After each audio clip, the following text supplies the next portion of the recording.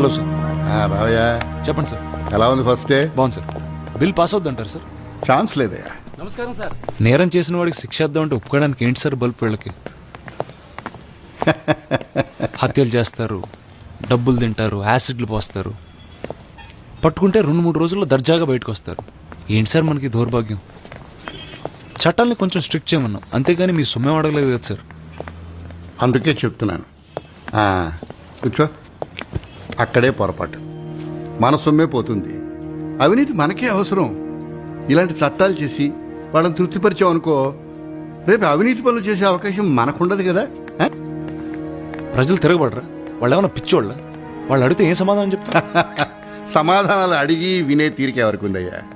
వాడు కష్టపడి పనిచేసి చికెన్ బిర్యానీ తెచ్చుకుంటాడు. వాడి దగ్గర చికెన్ ముక్క లాక్కున్నాం అనుకో, అన్నంలో పప్పు కలుపుని తింటాడు. పప్పు లాక్కున్నాం అనుకో, చారు కలుపుని తింటాడు. అన్నమే లాక్కున్నాం అనుకో, వాడు కంగారు పడి అటు ఇటు చూస్తాడు.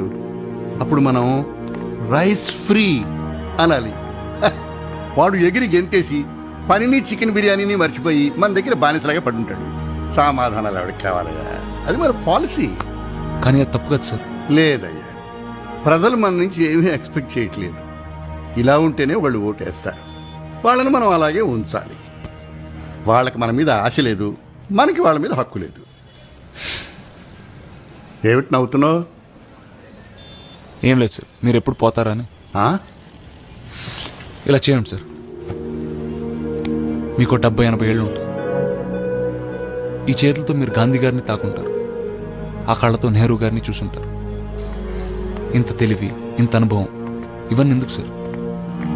నయా పైసా ఉపయోగం లేదు. అలాంటప్పుడు మీరు ఉంటే ఎంత, పోతే ఎంత?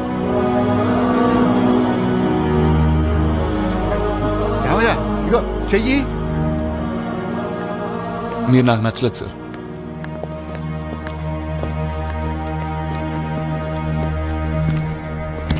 సార్. ఏమిటి, బిల్లు పాస్ అవ్వాలనుందా? అవును సార్. అయితే ఎమ్మెల్యేలని, ప్రజాప్రతినిధుల్ని అందులోంచి మినహాయించు. ఎవరి చదువు చెప్పారా నీకు? మా మీదే ఎంక్వైరీలు వేయించుకోవడానికి మేమే చట్టాలు చేయాలా? నేను చెప్పినట్టు చేయి, బిల్లు పాస్ అవుతుంది. సీఎం గారు కంటిన్యూ చేయండి. అధ్యక్ష, ఒక ముఖ్యమైన సవరణ. ఈ బిల్లు పరిధిలో నుంచి ఎమ్మెల్యేలను, ప్రజాప్రతినిధుల్ని మినహాయిస్తున్నాం. All MLAs and people's representatives will be exempted.